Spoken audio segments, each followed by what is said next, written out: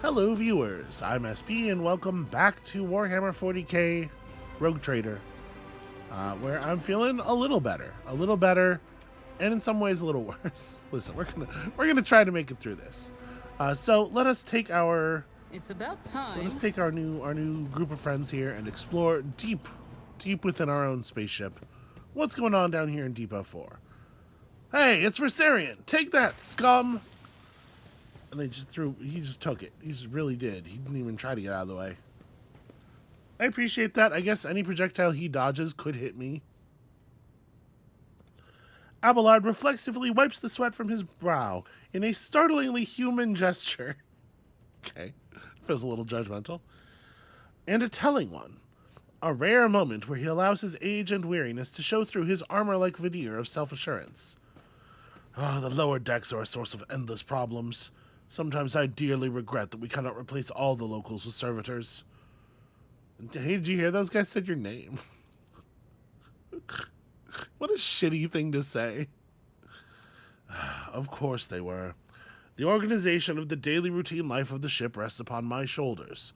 The mountain of challenges and problems from which I endeavor to insulate you, Lord Captain. The situation on the lower decks has been a cause for concern, and I have intervened personally on more than one occasion. That must be why they remember me. They do not know your face. To them, you are akin to a creature of legend, one who has stood on the steps of the Golden Throne, no less. Whereas I am the man whose name is attached to every order docking rations, or lowering a bay's heating. Yeah, also I've been here for 8 hours. That probably has something to do with it. Well, let's keep moving. We do need to get to the bottom of this. It is so remarkable. Like, it's not a thing of this video game specifically, but it is so remarkable how many video games give you the opportunity to just be so fucking so dumb, just like stand around and stating out loud what happened. Hey, those guys disrespected an officer. I think one of them threw something. Something resembling a nest made of... Do you need to speak directly over top of my dialogue boxes there, Mr. Rabble, John Rabble of the lower decks? The guy's got a big family. There's a lot of them around. Popular first name. This is a valve. It highlights, but I'm not allowed to touch it. I mean, I probably shouldn't be touching it. It's just like a challenge for me. Random stuff down here. Our purpose in coming here. Relax, old man. Going for a stroll on the lower decks every once in a while is good for you. Lets you see how the simple folk live. They also would like to talk over my dialogue boxes. Huge pipes, the arteries of the ship, run through many bays, delivering air, water, heat, and the propulsive force of steam. In the end, this whole endeavor is just a very elaborate form of steampunk. You will notice how many people have integrated goggles, not to mention elaborate hats.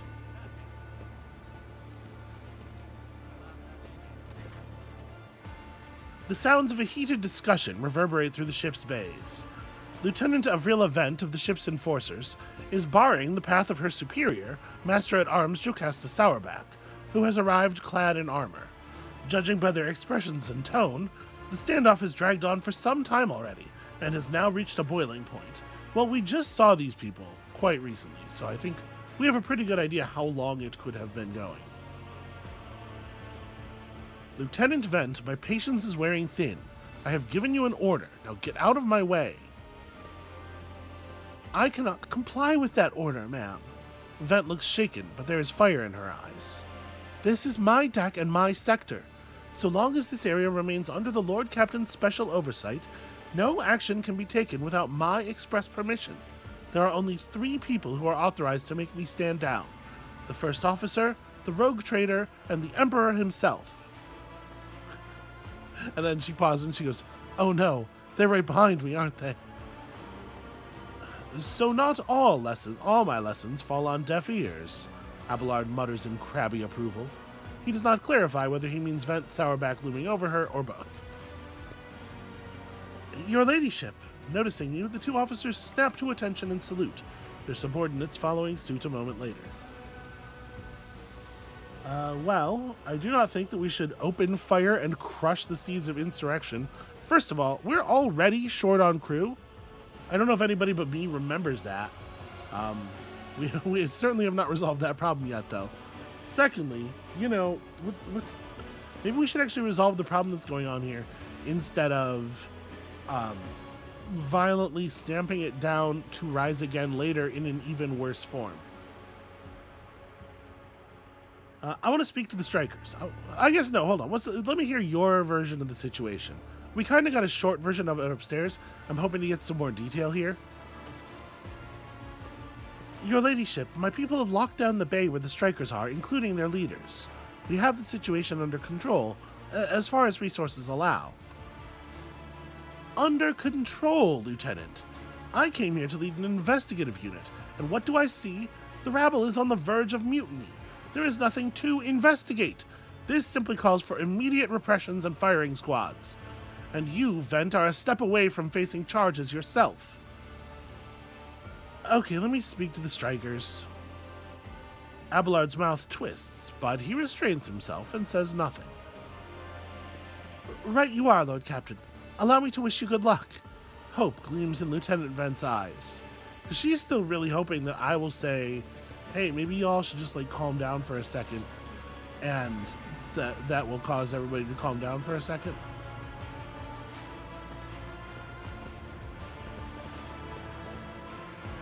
I don't know that I think that's gonna work quite the way she wants. Our children are freezing, we've done nothing wrong, and we're being punished. Yeah, like, do we have solutions to these problems? I feel like we're gonna have to actually fix shit for them to calm down. A dozen pairs of eyes stare apprehensively at you. The people before you are typical inhabitants of the lower decks. You take in their simple clothing, crude weapons, and faces that display varying levels of mutation, from the barely discernible to the strange to the outright grotesque. Oh, here's a person with a dramatic haircut. That's going to be the one in charge. A whisper passes through the crowd, and you detect a mixture of fear, astonishment, and joy in their reactions. Finally, 3 people break away from the crowd. An elderly woman and 2 men. These must be the leaders. They bow clumsily before you. Lord Captain, you've come down to us. Yeah. What's going on here? Why are you striking? Striking? That's news to us, your ladyship, says a tall, thin man in worker's garb. All we're doing is asking questions, saying what we think. Shut up, Rivet, snaps the old woman, who turns her hostile, dark eyes on you. Here's the deal, your ladyship. Your damned enforcers are all over us down here. They say they're looking for cultists. One wrong word and they're reaching for their batons. If they want to punish someone, they turn off the heating to whole bays for weeks at a time, so we get sick and freeze. In my clan, 2 little ones died from inflammation in their lungs, all because of those enforcers. The old woman spits on the floor and rubs at the spittle with the toe of her worn-out shoe. Argenta does not interrupt the workers, but you see the sadness well in her eyes when the children's deaths are mentioned. She quietly whispers a requiem prayer and makes a sign over herself. See, Argenta's an interesting... Like, I was talking last time about how we're going to have to be a little bit cautious about how openly disrespectful of the Emperor we are, because it's going to be a constant problem with people. But Argenta's kind of an interesting case, it seems like, because the fact that she thinks broadly children ought to be treated well enough to survive is going to put her at odds with a lot of folks as well. And we're going to, like, accidentally score a lot of points with her, I think, just by being broadly against the way society is organized out here, while still having to, you know, keep from her the thing that's at the top of it, which is that this whole imperial system is responsible. Oh, it's all true. Vent is the only enforcer who stood up for us. It's clear as day who had a mother from the lower decks and who grew up amidships and has no fellow feeling toward us. The grim man with a scarred face throws up his arms. Your ladyship, we're no villains here. We're honest workers, your servants. We've plotted no disorder, we went on strike openly, and now we've got guns pointed at us. All we're doing is asking to be allowed to work in peace, without being harassed. The persecution started apropos of nothing, you say. I was told that one of you was found in possession of a cultist amulet, and that there are heretics hiding here. Well, a cultist amulet? What's that? The gewgaw they found on the dead drunkard. Well, if it was something evil or forbidden, we sure didn't know. The enforcers just said they were looking for heretics among us, and anyone obstructing their investigation would be punished. But how could they be heretics here? We know our own people. There have been no new faces around. Yeah, I mean, where would they come from? Definitely not. And if there were, we'd be the first to report them. And as for this amulet, or whatever it is, they took it off a dead body. There are no cultists still breathing in our sector, that's for sure. When that fight broke out, some enterprising folks looted the bodies. The boots they came back with. Nobody's ever tread these decks in boots so fine, I can tell you that. Seems to me these cultists have better commanders than us. Oh yeah, those boots really were fine. And there was no harm in taking them, right?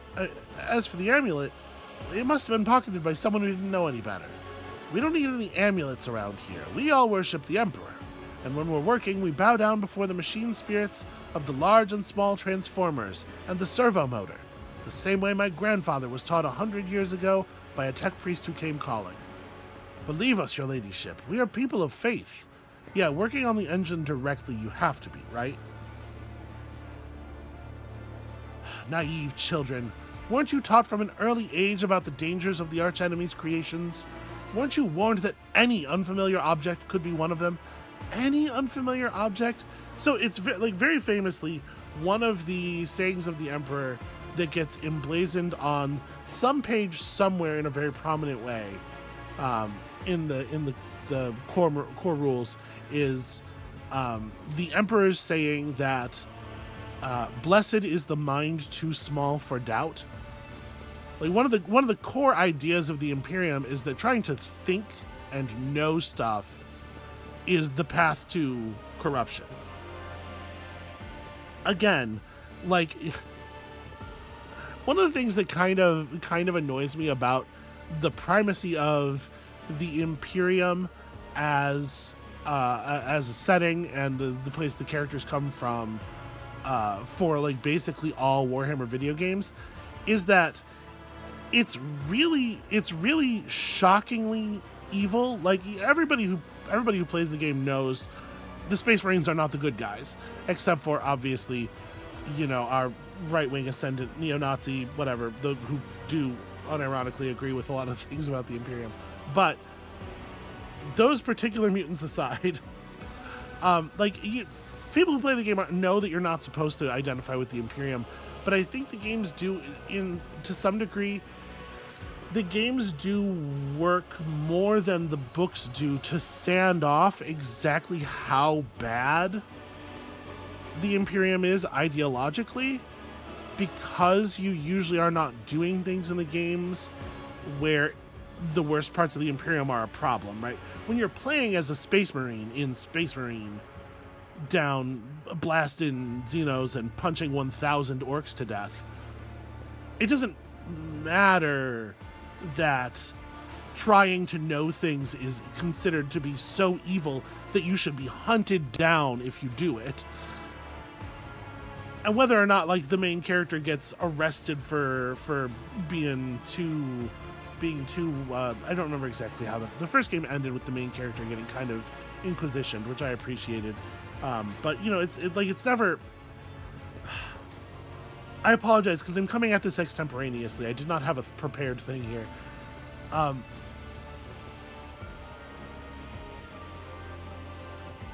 It's still not enough, right? We're starting to get a little bit of a brush here. Weren't you warned that any unfamiliar object could be one of the Archenemy's creations? Is a really good little lance of how deep and dark this stuff goes. And I just think that it would be good if we could focus our energies culturally on a force that is less aligned with the real world evils in type and this is sort of only mismatched from them in kind, or sort of only mismatched from them in degree, and then spend all of our time kind of sanding off the evidence of the degree of difference. You know, if we were just like, if there were just more games where you're the Tau, all I'm saying is I'd feel a lot more comfortable with that. Anyway, this is a long time, a long time concern of the people who play Warhammer and have seen WoW cool Space Marines become more and more common over the last couple of editions. I'm not really saying anything new here. It's just, oof, it rubs me the wrong way. We were told, Holy Sister, but it was long ago. The last time we saw a confessor in our sector, it was just after I'd had my third little one. That is regrettable, but you cannot lay the burden of leading a righteous life on the shoulders of the Holy Fathers. Who will you blame when beasts crawl out of those amulets you stole from the heretics? The Holy Father who was not there, or the scavenger who brought evil down on himself and his neighbors? It's interesting that we don't have the ability to, like, sort of pursue her line of questioning any further. All right, look, what is it that you're after?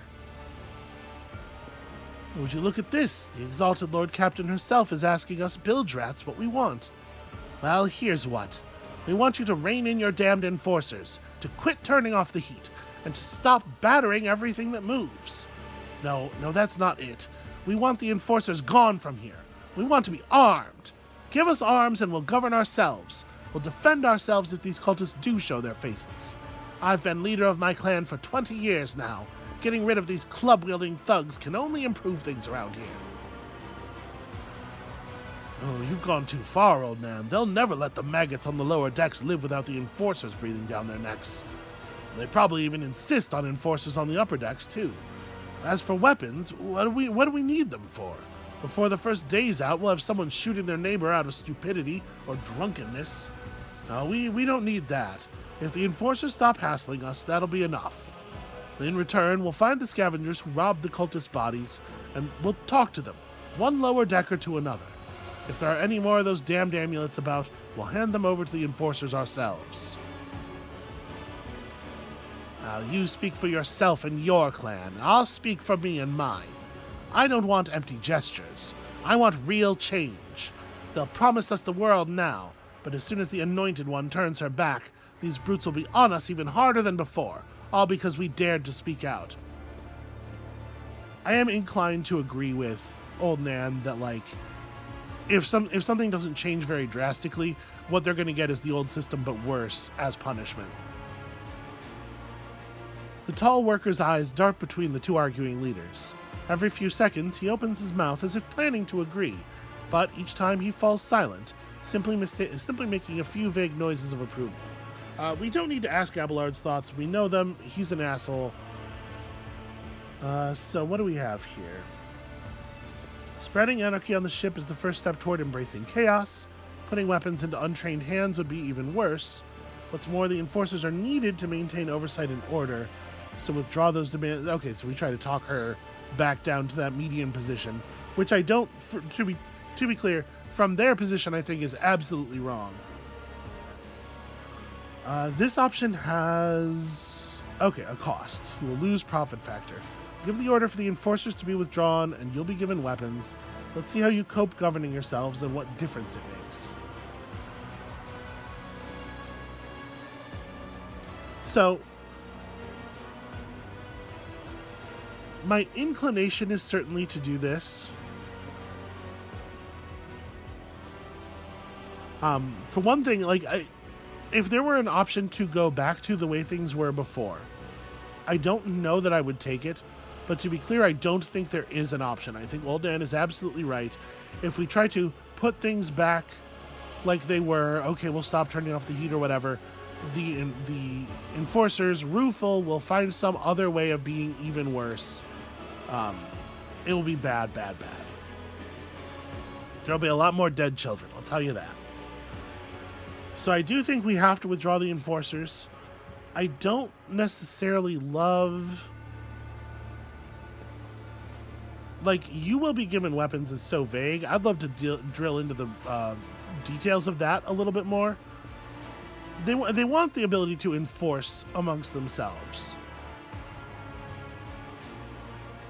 And they have some, you know, any kind of people, any kind of like set of people who have been in a place for generations. They have some kind of social order in place already. They just want they want to get to make that the official order. I think this is where we're going to go. I'm a little surprised that it's going to affect profit factor. Like, I guess it's quite a scale that we're distributing weapons on, maybe? Let's give them the ability to govern themselves. We'll see what exactly happens. And if it goes awry, then at the very least, when we recommit the enforcers and everything gets bad, they will fucking know why. Abelard's face turns stony and he clenches his jaw. He looks at you, his narrowed eyes glittering with anger. The old woman raises her arms triumphantly. Good riddance to the executioners. Freedom for Depot 4. All hail the Lord Captain, all hail. You can count on us, your ladyship. We'll find the cultist foulness if any of our people have taken possession of it. If they want to serve, let them serve. If they fail to serve, then, you know, we'll solve it a different way. And hopefully the knowledge that that's what's on the table will have them do an okay job. So I guess, are we good down here then? Should I look around a little bit more? Stopping unexpectedly, Abelard imperiously dismisses the unit to stand at a distance and addresses your other companions, saying, I have an urgent matter to discuss with the Lord Captain. Please give us a moment. Abelard looks at you, and his last vestiges of restraint vanish. Well, are you pleased with your investigation, Lord Captain? Yeah, here's the thing. I think what Abelard's about to discover is that there are some ways in which the power structure has been inverted by my presence, because I am willing to allow people who are significantly below me in rank kind of a lot of leash. Abelard himself, though, better watch his fucking mouth. You kowtowed to the disloyal rabble. Worse still, you put weapons into their hands. Now, we do not simply have an untrustworthy mob in the hold, we have a mob that is armed. Next time they decide to start an uprising, it will be far bloodier. That is, of course, if they don't accidentally wipe themselves out first. Is this how you see your future at the helm of the Von Valancius Protectorate? Yeah, you know what, buddy, friend? Let's talk about your role in all this. You allowed this revolt to happen. Your actions practically guaranteed it would. You took a situation and allowed it to fester. Not just allowed it to fester, rubbed a bunch of infected dirt in it, and killed a bunch of children. Let's not go too gentle on that one. I would have handled the situation myself had you not decided to intervene. Yeah, weird how under your handling, every situation becomes one where you have to violently put down a bunch of people. Remember Lord Captain Theodora. Do you think she ever set one slippered foot on the lower decks?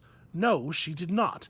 Such matters were left to myself and the junior officers, while she dedicated herself to her grand designs for the Protectorate, as any true strategist and rogue trader ought.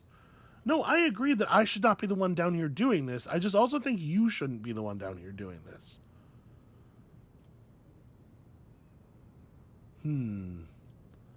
I'd be only too willing to trust in my seneschal and not fill my head with such matters, but the situation had spiraled out of control. This is basically where I'm at. Or maybe even 3. Like, I think Abelard and I are just not going to get along. His style of leadership and his decision making, I do not like or trust anything about him. He's a pretty good sword fighter. I'll give him that. And the thing is, I don't like this first thing is basically saying I'm going to pay a lot more attention to what's going on underneath me. I don't know that I necessarily want to promise that. I do think he's right that I shouldn't have to. just in terms of division of attention, like, it may be the case that I don't have the ability to be paying that much attention to things. Like, you create command structures like this for a reason, right? But you do, as a commander, as a leader, have a responsibility to evaluate the effectiveness and the type of performance of those below you. That's got to happen, you know. I'm not sure how far to push this with him. I think all three of these are reasonable things to say. I think this one maybe sort of over promises my time in a way that I don't know that I'm going to stick to. You fuck this up real bad. The question is, do I think that this is how you're always going to be or not? Right? Can I with an understanding that I consider this to be a huge mistake on his part, bend him toward better further action, or do I just need to tell him straight up, I don't, we're going to have to replace you? Because here's a part of the problem too, is I don't know how much the game is going to allow me to sort of like redesign the command structure. Obviously, it's a thing I should be able to do given my position, but that's, diegetically, I mean, but that's not this. It's not the same thing as, within the operational bounds of what they had time to design video game wise.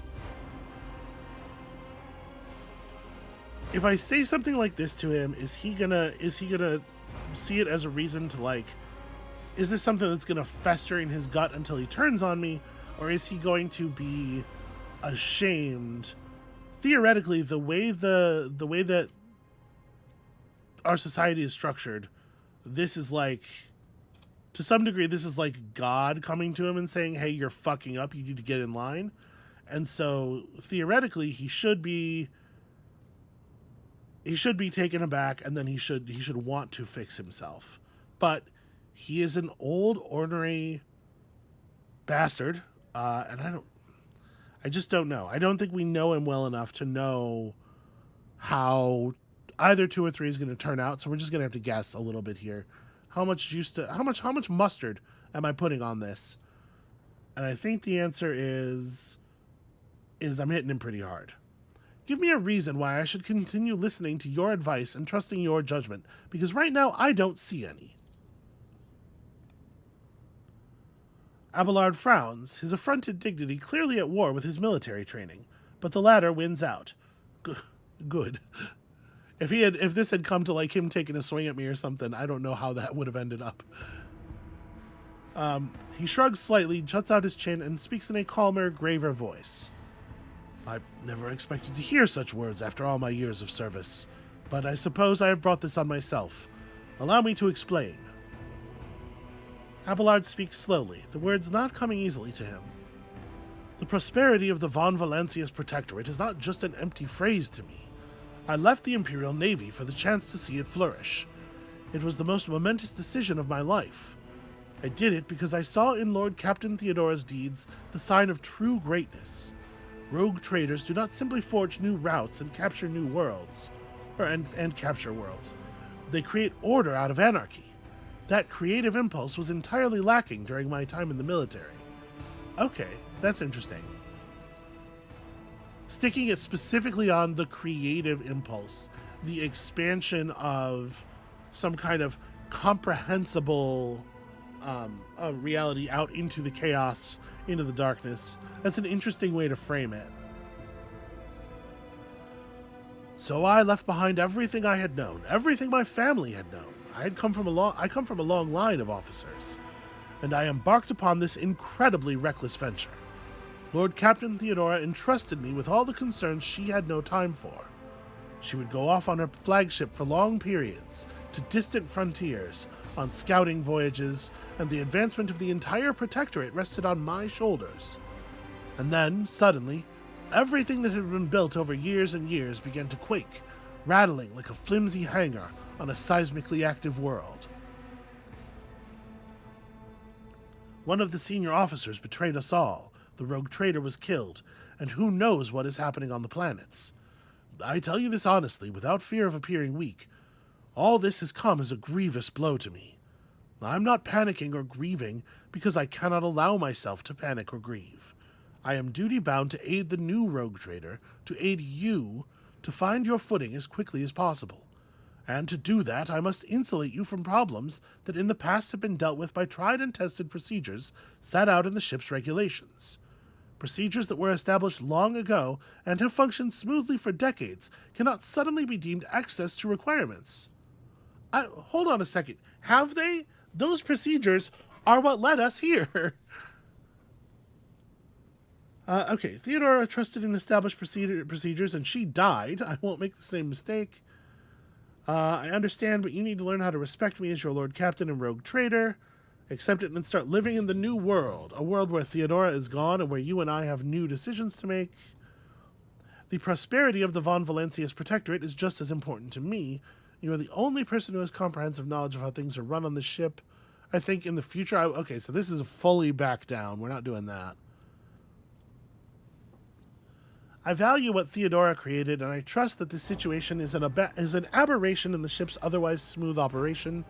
Since the established procedures are working, I see no reason to change them. I mean, they're not, though. I've seen plenty of sentiment and hand-wringing in recent days, but very little competence. I have no plans to rely on your judgment or your tried and tested procedures in the future. Listen, he's trying to connect with me as a person. I think that this is a little... taking another step in this direction is perhaps too harsh. But, like, he needs to understand that outcomes like this are showing that those procedures were not actually working. Right? Like, we need this ship to function, and if I'm going to focus on shit at the top, things like this can't be happening, which means that the rules that we followed to get here have to change. I think that 1 and 2 both say some version of that. The way 1 is worded, I think, does the most emphasis on the previous, the danger of the previous rules. Trusted in the established procedures and she died and I won't make that same mistake. Rather than this, which I think makes it all about me. Abelard solemnly inclines his head. Yes, Lord Captain. After a moment's silence, he adds, looking at you with interest, Your resolve is admirable and demonstrates strong leadership. I shall remember this moment, should my old habits ever begin to creep back in. And now, please, let us leave the lower decks. If the rogue trader desires to stretch her legs, there are far more suitable places. Okay. Alright, I mean, that seems to have done some good, I think. It's interesting that it actually is just us in the party now. I won't tolerate we should deal weakness. with this. Hold on now. This person is frenzied. A container can be seen beyond the massive bars. Perhaps examining the pipe will allow you to reach it. Yes, perhaps. I'm trying. I do wish we had the whole party at this point. Hi. Yeah, we're not even getting into the whole, like, you know, basically like slavery system that goes out on these ships where people are born and die without there ever being even an opportunity to step off the ship, really. And here's another thing is, like, I don't know if I'm going to be able to come back here, right? Is this an area that we were only entitled to enter because of the quest? Because I do want to, like, explore a little bit, but I'm also a tiny bit worried about doing it with just me and Abelard.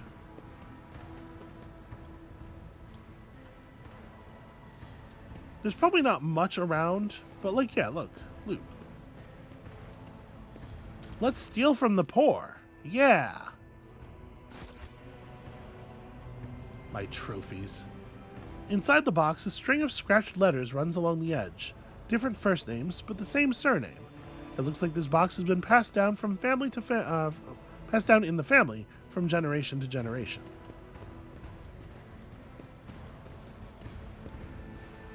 It's interesting that the vast majority of the valves are nothing at all and not interactable. To the stars. There's just that one over here that's like, hey, there's loot. Well, I guess it's actually the description bubble that says there's loot, not the valve. Never mind. Never mind the thing I'm saying. So it turns out to be bullshit.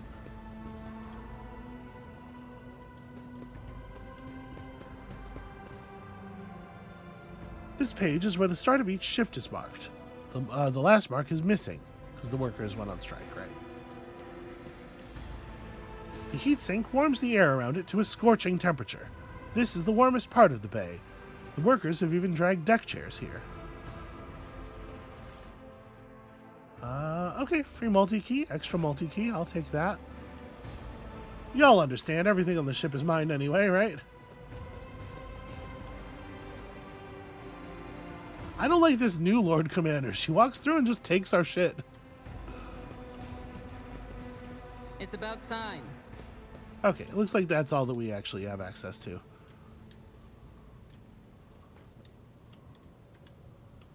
So this little bit here.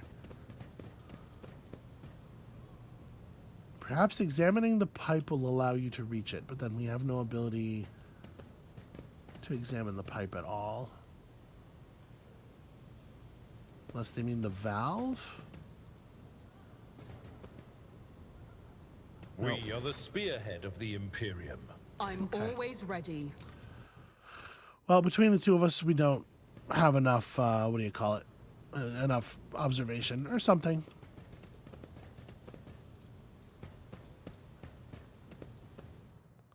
That's fine. Let's just step back to the bridge. So now we have the question, like, do we want to take on Rykad Minoris next, or do we want to deal with that that web thing? I probably do want to ingratiate myself with the Cult of the Web quickly. I know we've spent a lot of time on the ship over the last couple of episodes, but yeah, it's probably going to be that.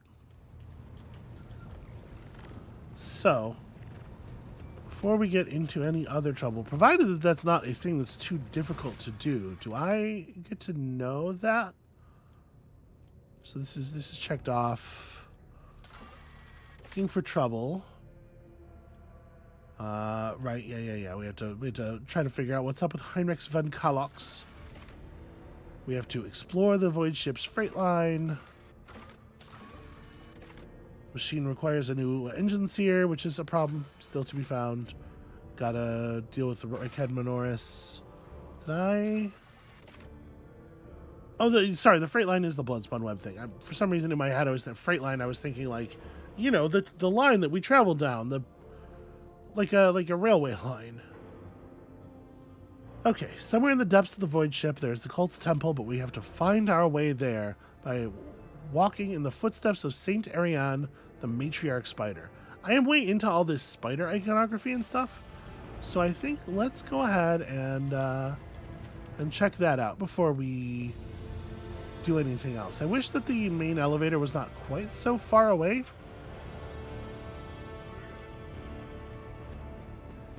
Feels like it could be closer to the object. All right, here we go. I think everybody's coming with us. I just say I'm pretty pleased with the way Abelard seems to have handled the rebuke, although I do say seems because, you know, we'll see. We'll see whether that is just sort of cooking under the surface, ready to come back on me in some terrible way later on here. And you know what? Honestly, like, we're 40 minutes in, and I am a little pressed for time today. I think I might short us a little bit here. My throat is still recovering. Maybe we'll just go ahead and call it right after this cinematic.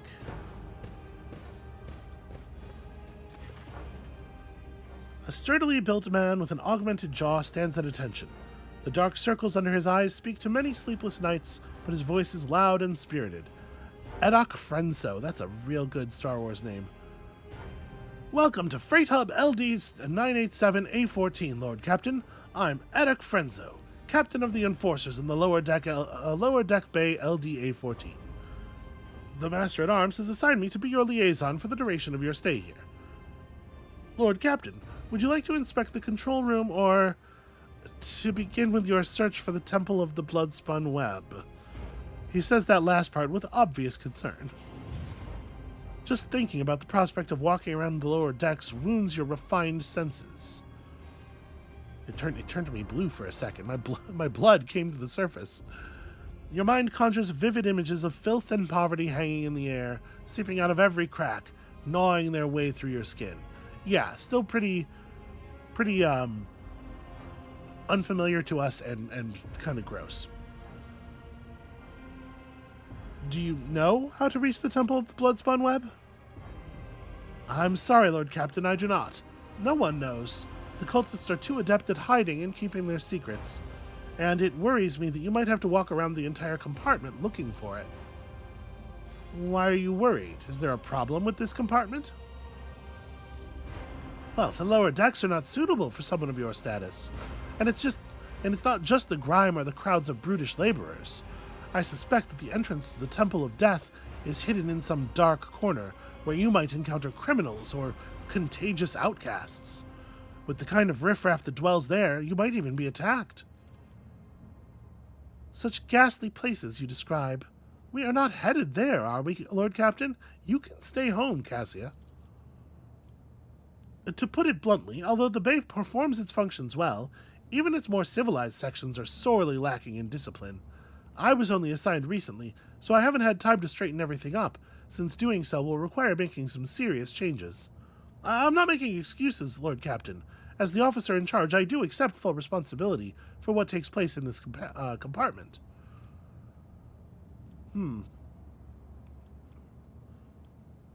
Well, rejoice, Frensoe, for the Lord Captain herself has deigned to deal with your problems. Rest assured, I will provide you some crucial guidance once I'm done inspecting the bay. I am at this point trying to get him to just get out of my way. But Frensoe stops himself mid-protest and assumes a more compliant tone. Well, in that case, I urge you to remain vigilant. The freight trains move at great speeds, and the inhabitants of the residential units are despicable rabble. One must never drop one's guard around them. And Emperor preserve you from stumbling into the pestilence pit. That's where the madmen and the lepers live. Interesting. Be steadfast in your duty, Captain Frensoe. The Emperor protects, Lord Captain. Yeah, I suspect he's not going to tell me anything of actual value, if there is indeed anything that he even knows of actual value. I have a -10 penalty to all skills because I am so grossed out by the compartment. Well, you know, again, the weaknesses of our character, right? These say a lot more about us than our strengths do. Like I said, though, I do think that is where I'm going to call it for today. Thank you all so much for watching. When you come back next time, we seek the Bloodspun Web. And we'll see you then.